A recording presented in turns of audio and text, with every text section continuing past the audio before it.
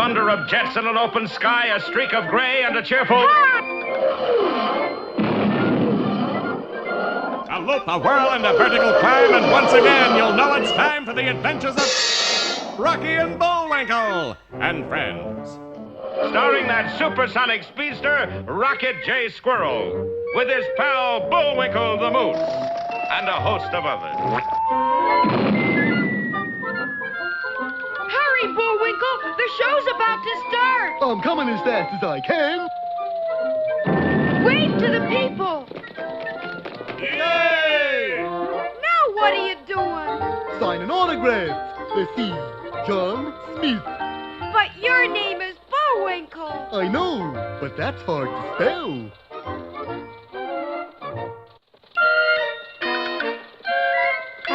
We're gonna have a lot of fun! Come on and join us! Sure, there's always room for one more.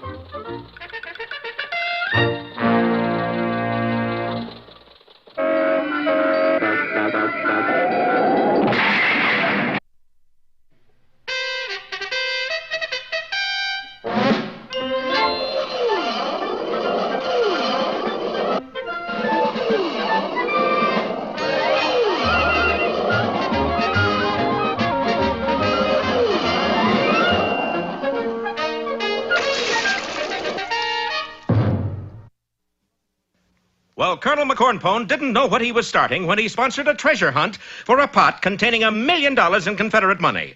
Not only did the citizens of Frostbite Falls dig the streets full of holes, but the light-fingered 5-2 took advantage of the situation to rob the town bank. Bullwinkle was pursuing them closely, but when he took a shortcut down a mountainside, he wound up in front of the car he was chasing. Of course, when he stopped suddenly to let an elderly chipmunk cross the road, a collision was inevitable. Inhootable? That means it was bound to happen. Hey, you're right! The leader of the gang, Babyface Braunschweiger, Alias, you know who? was just picking himself up when Bullwinkle approached. Oh, for Daisy's sake, let me help you.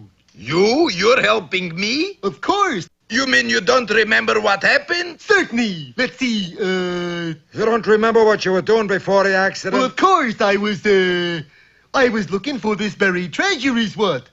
Babyface.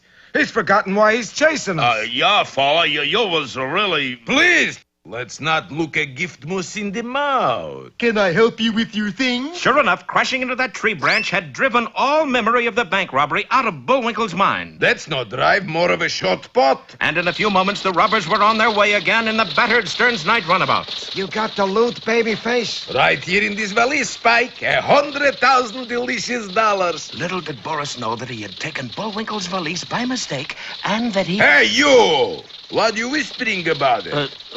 Nothing. Well, stop it. Yes, sir. But meanwhile, back at the Moose, an identical valise lay at Bullwinkle's feet as he waved bye-bye to the departing thugs. So long. Have a nice trip. And Bullwinkle sat down on the suitcase to ponder the possible position of the buried treasure. Now, let's see. Where would I hide $1 million in Confederate money? At that moment in the Cochiching County Hospital, his pal Rocky was saying... But I just gotta follow Bullwinkle!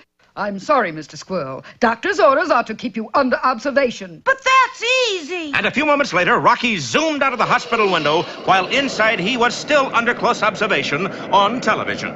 That's nice. No temperature. Bullwinkle, meantime, was puzzling out the latest clue to the hidden Confederate money. The picayune pot is not obese. It's about the size of a straw valise. Must be the same size as this here suitcase. And sure enough, as he picked up the valise, it fell open, and the astonished Bullwinkle was up to his moose hocks in money. Oh, boy! Of course, his addle brain didn't recognize it as the stolen bank money. To him, it was only... The picayune pot! I found it! Oh, boy! But then as he looked at the bills more closely, Bullwinkle became a little puzzled. This doesn't look like real Confederate money to me. At last, light was dawning in Bullwinkle's brain. He realized at last what he really held in his hand. Yes! It's counterfeit Confederate money! Oh, dear. And Bullwinkle scraped the money together. Well, most of it anyway, and started off down the road, leaving a trail of perfectly good $10 bills behind him. Well, easy come, easy go. Oh, the waste. And what will Boris do when he finds that the suitcase he holds contains 4 pairs of socks and a couple of peanut butter sandwiches? You're whispering again. Speak up or... Be with us next time for Bucks for Boris or the green paper caper? That's better.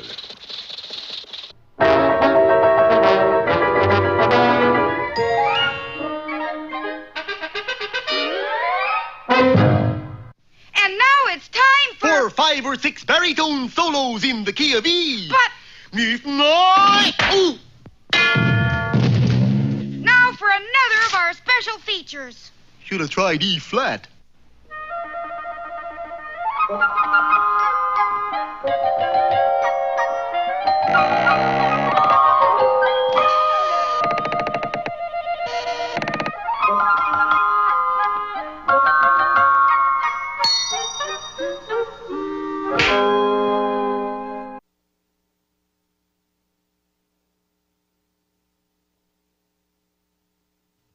Once, a very long time ago, in a forest, there was a tree, which is a very nice thing to have in a forest. Now, in this tree, there happened to live a funny little man in a green suit with a pointed cap. He didn't live there alone, for he had a son, who was also a funny little man in a green suit with a pointed cap. Then one day, the son came to his father with a question that he had been wondering about for 50 years. How come we got to live in a tree? Because we're not ordinary folks, boy. How so? We're magic. Magic? Yep. How so? Well, you know how sometimes folks get into trouble, and then they meet a funny little man who makes a deal to help them out, and he does little magic, and then later on they write a fairy tale about it? Yeah? Funny little man, that's us. And being that it was his son's 600th birthday, the little man went on to say, And now, sonny boy, it's time for you to go out into the world and make a name for yourself. If I do real good, will they write a fairy tale about me? Without a doubt. The son was very excited about this prospect, and bidding his father farewell, he skipped happily out of the forest and set out to make a name for himself. In the village nearby, there was a miller who was very poor, but as luck would have it, he had a very beautiful daughter. Now, it so happened that one day, the miller had occasion to speak to the king. I got a daughter who can spin gold out of straw. Spin gold out of straw? Yep. Bring this girl to my castle tomorrow, and if she can do as you say, I shall take her for my bride. Good day. Father, what did you tell him a thing like that for? So that he'll marry you. We can live in a palace in comfort. But I can't spin gold out of straw. You know that. Yeah, I know it, and you know it. But the king doesn't know it. And we sure won't tell him. The next morning, the king placed the unfortunate miller's daughter in a room of the castle with a spinning wheel and a stack of straw. Now spin that straw to gold, or else. Thereupon, he carefully locked the door, and she remained alone. I don't want to be, or else. She began to softly weep. Now, the funny little man in the green suit with the pointed cap had heard about the young girl's plight, and he knew that this was the chance that he had been waiting for, so into the room he hopped. How do you do? Who are you? I'm a funny little man in a green suit. You could say that again. I'm a funny little man. Never mind. What do you want? I will spin that straw to gold for you if you will give me your first child after you become queen. My first child? Why that? Who knows? Makes the plot better. It was agreed, and the little man jumped to the wheel and in no time at all had spun a room full of gold. When in the morning the king found everything as he had wished, Wow! I'm rich! they were married, and the miller's daughter became queen. About 2 years afterwards, a beautiful child was born, and the little man appeared once again. Hi, I came for the kid. But you can't have my child. What will you do with him? Dress him in a green suit, make a funny little old man out of him. What else? No, I tell you what, I'll make a deal. If you can discover what my name is within 2 days, you can keep the child. Boy, won't this make a keen fairy tale someday? And with that, the queen called to mind all of the names that she could think of. Henry, Clyde, Newton, George, Marmaduke, Sidney, Frank. Nah.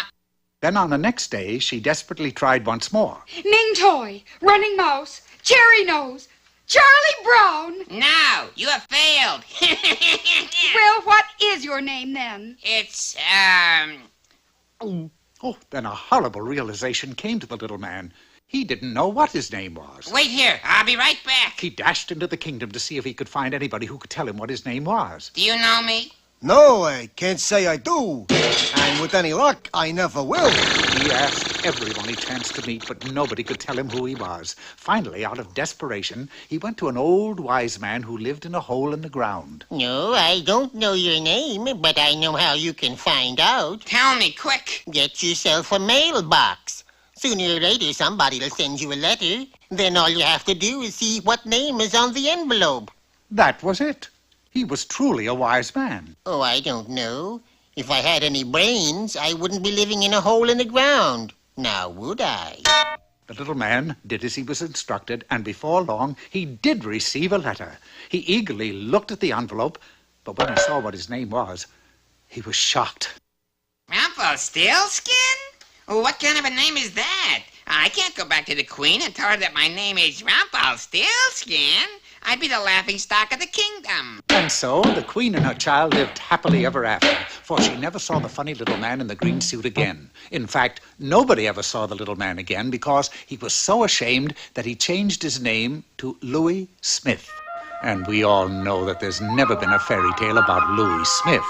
That is, until just now.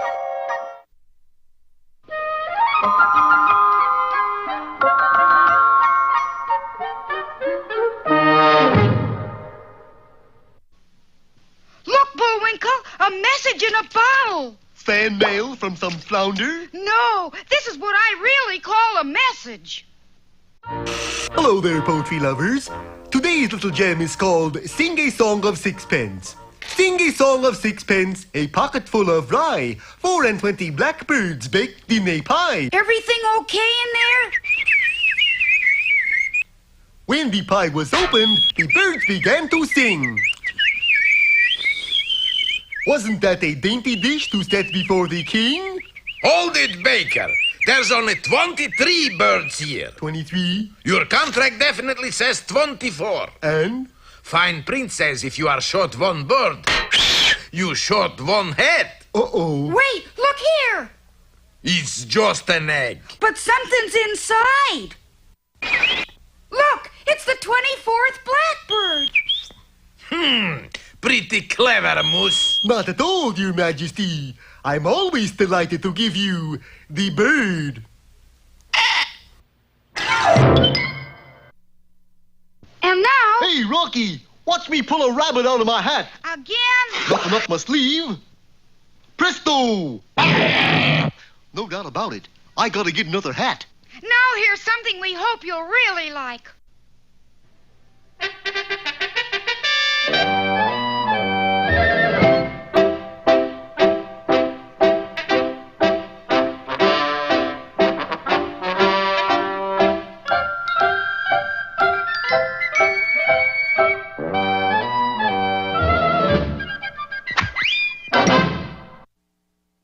Peabody here. The dictionary defines the word louis as a gold coin or an officer in the army. However, today Sherman and I are going to come in contact with another Louis, the 16th, King of France. The way back's all set, Mr. Peabody. For France, Sherman? Yes, sir. For the year 1788? Yes, sir. Then we're off. In its usual flawless manner, the Wayback Machine teleported us to the palace at Versailles. It was a scene of wild disorder. Search everywhere. He must be found. I don't like the looks of this. Gee, you don't suppose someone tried to assassinate King Louis? The answer to that question lay in the royal kitchen. It was there we came across the king's lovely wife, Marie Antoinette, who was mixing up a batch of French dressing. Why are you crying, Mrs. Antoinette? It is Louis. He has been gone since last week, and I fear he has met with foul play. We joined in the search for the king. You are wasting your time, monsieur. There is not so much as a clue in this palace. Well, the guard was mistaken, for Sherman uncovered one. Look at this, Mr. Peabody. The word steel is scratched into the top of the grand piano. Shouldn't it be wood? I moved a tall decanter off the lid and further uncovered the word bass. That don't mean nothing. There is a steel company in Paris named Bass. There is also a prison in Paris with the name of Bastille. Come, Sherman, we're off. I tell you, you are wasting your time. Within an hour, we reached France's most notorious prison. I am most sorry, monsieur, but the prisoners in the Bastille are not allowed visitors. But I'm certain the king is somewhere in here. Ridiculous! How could the king be in here? Let us in and we'll find out. No!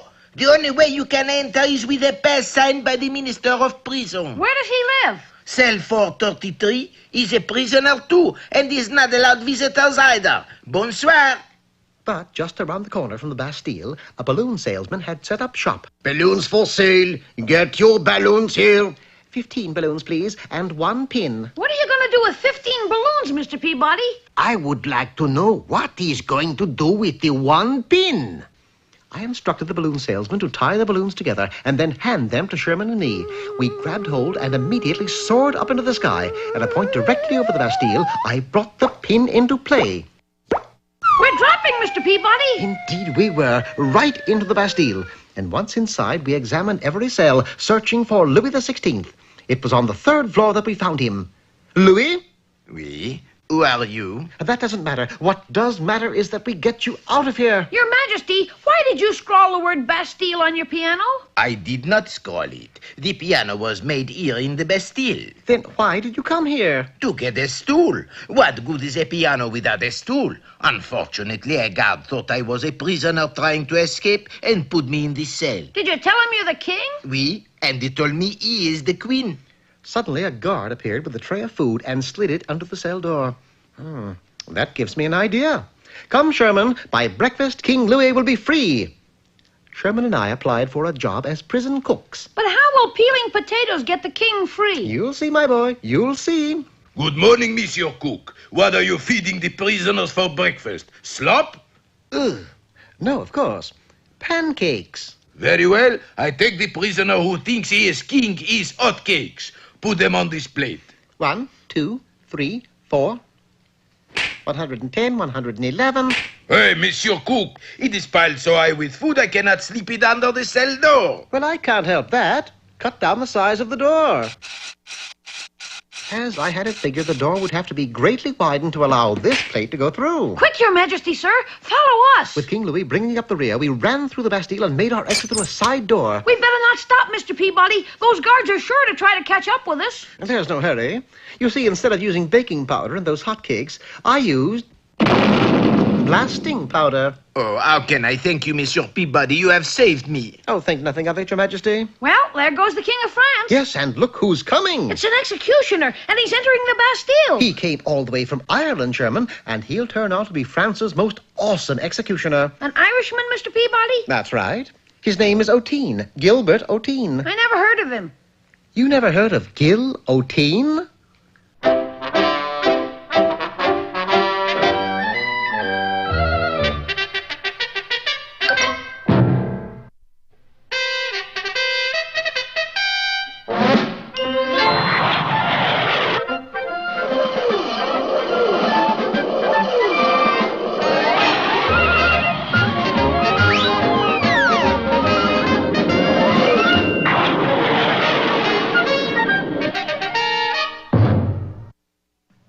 Well, the search for the Picayune pot containing $1 million in Confederate money had some unexpected complications, didn't it? The bank was robbed, Rocky was sent to the hospital, and Bullwinkle was chasing the bandits on his bicycle.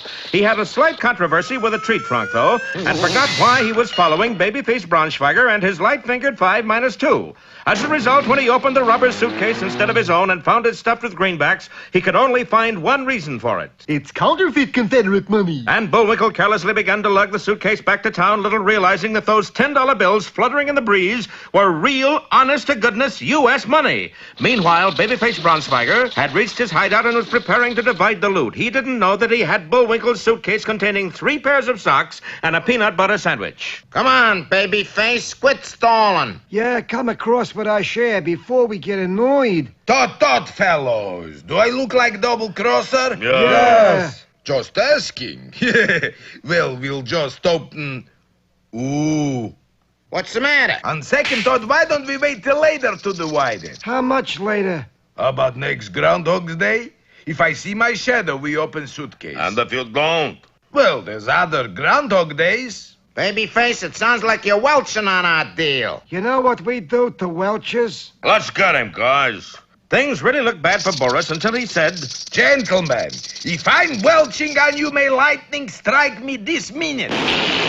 But amazing though it may seem, when the air cleared, the only man left unharmed was Boris Badenoff himself. Not so amazing, look. Good heavens, a lightning rod. Certainly. With my reputation, I can't afford to take chances. Of course, it didn't take Boris long to figure out what had happened. If I got peanut butter sandwich, Moose must have money. And Boris prepared to leave. Oh, what will he do to our friend Bullwinkle? Don't do it. Meanwhile, Rocky had left the hospital and was zooming through the air searching for his pal. Gee, I can't see him anywhere. Hey, Bullwinkle! Of course, the plucky squirrel's voice would not carry far enough, but Rocky was equal to the occasion. He pulled out a genuine Frostbite Falls Mother Moose call.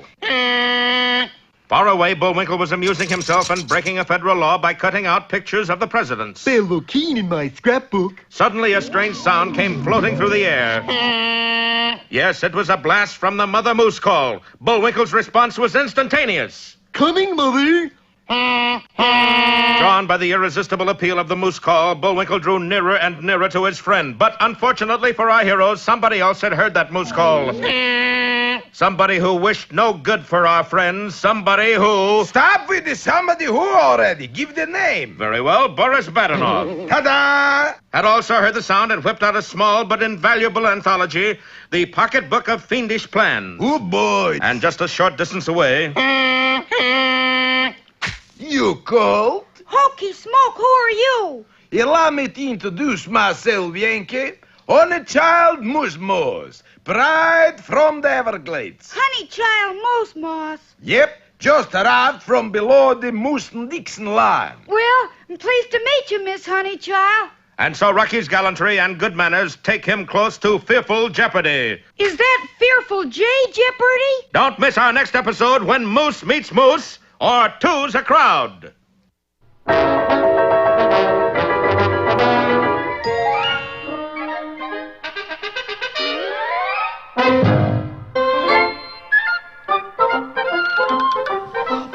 it looks as if our time has just about run out. Just enough left to tell him who the sponsor was. You got the credits, Bullwinkle? All on this itty-bitty card. Oop.